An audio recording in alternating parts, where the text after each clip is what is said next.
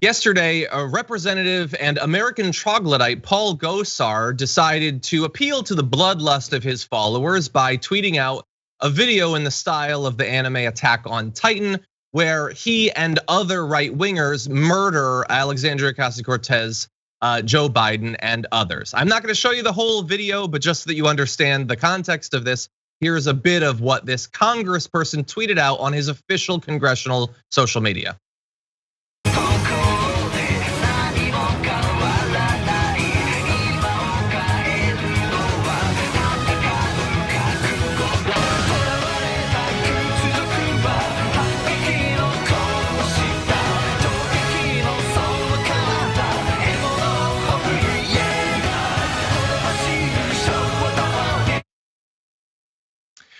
Okay, so it's like 1:30, and Nina Turner, are you familiar with Attack on Titan? I don't know how popular it's been the past few years. Are you familiar with the anime that's based on?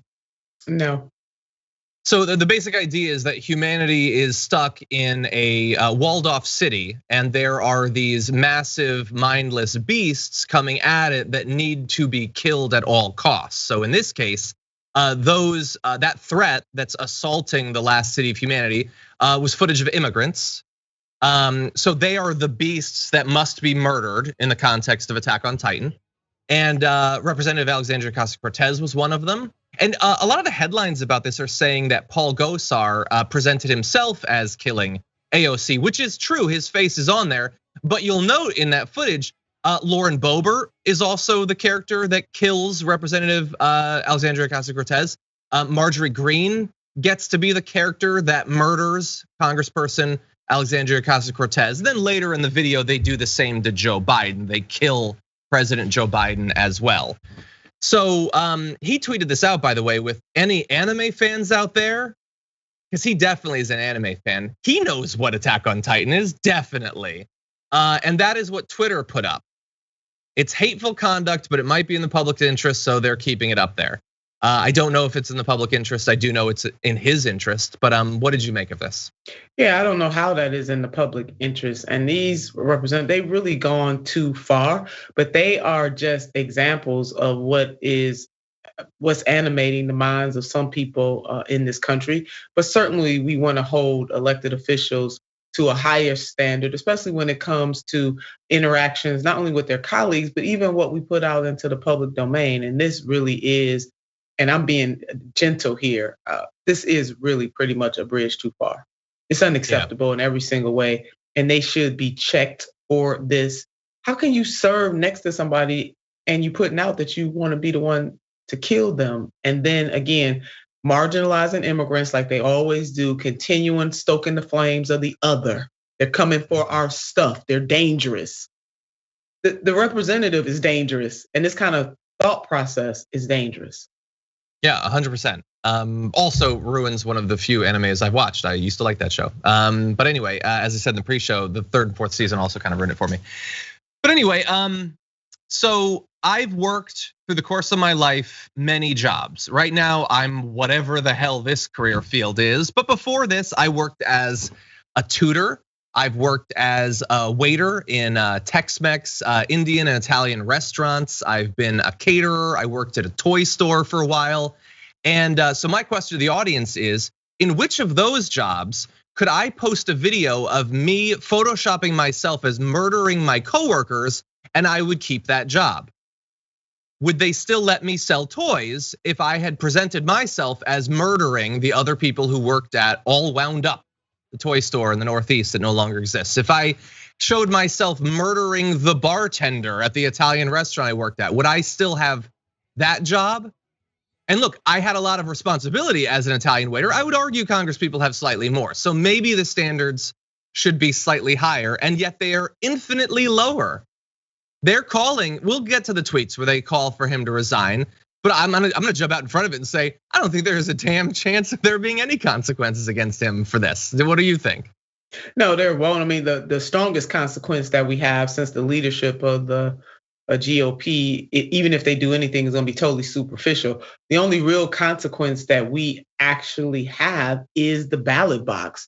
So whether or not the voters in the states that these three represented, because he put himself with some others to participate in the murder, whether or not the voters in that state and whether or not somebody's going to rise up, even another Republican will rise up in those states and run against them.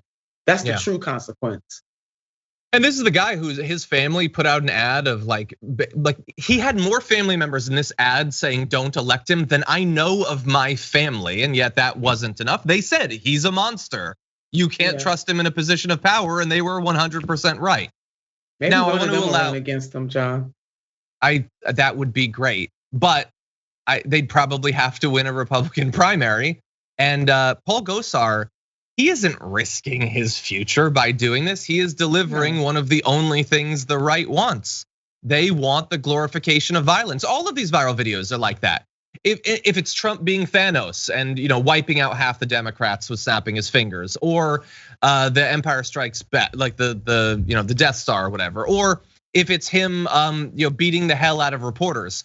They don't have to deliver for their audience because their audience has been trained to just want the glorification of violence. And for some, it comes in this form. It's like, oh, it's just a joke. It's just an anime video. For some, it's following QAnon, the end stage of which is the gathering up of all their political opponents and having them all gunned down in mass. But it always comes back to the only thing I want, the only thing I need you to promise me is that there's possibly a time coming where these Democrats I've been taught to hate are gonna finally die. And we covered on shows like this, and then I guess we just have to continue with Joe Biden and Kamala Harris and Chuck Schumer as the counterweight to an increasingly bloodthirsty fascist party. So what are we supposed to do, Nina? And I say this to you, I say this to the audience too. What the hell are we supposed to do? How is a democracy supposed to survive when people like this can not only continue with this rhetoric, but that's the best thing he can do for his career is to picture. He should have just had a CGI of him, literally Paul Gosar, choking the life out of Ilhan Omar. Why not? Are his fans gonna turn on him if he does that? No. Why would they? No, they're not. This is neoliberalism, neo-fascism. One is a quicker death, the other one is slower. There's a day of reckoning, and every single day something like this happens or something else that reminds us that the politics in this country, that not even just the politics, like if you think of it from a moral perspective, why would you do something like this already knowing that there is such a divide that has been percolating, I would argue, John, for a very long time. I think that just the election of President Trump or Donald J. Trump as president of the United States of America just brought it more up to the surface. But if we really analyze decades upon decades upon decades, this kind of divide, this kind of animus was always there under the surface.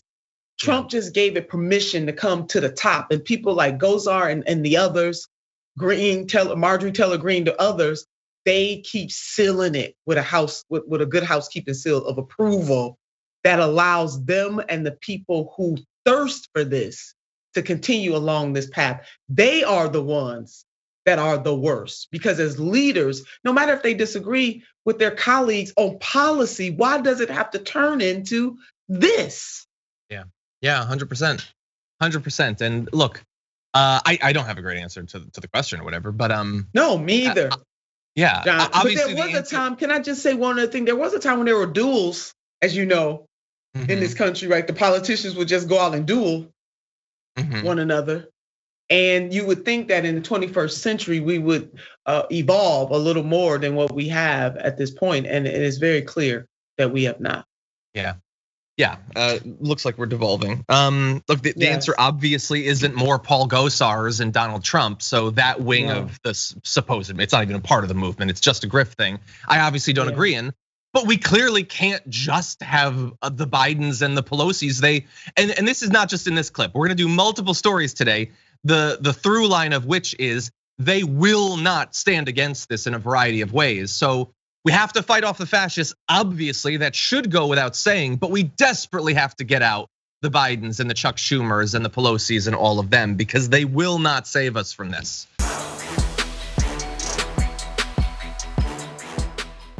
For more political news breakdowns, interviews, stories of activism, and me trying my hardest to care about the occasional big celebrity news story, subscribe to our YouTube channel at youtube.com/The Damage Report. And you can ring the bell wherever it is so you don't miss anything.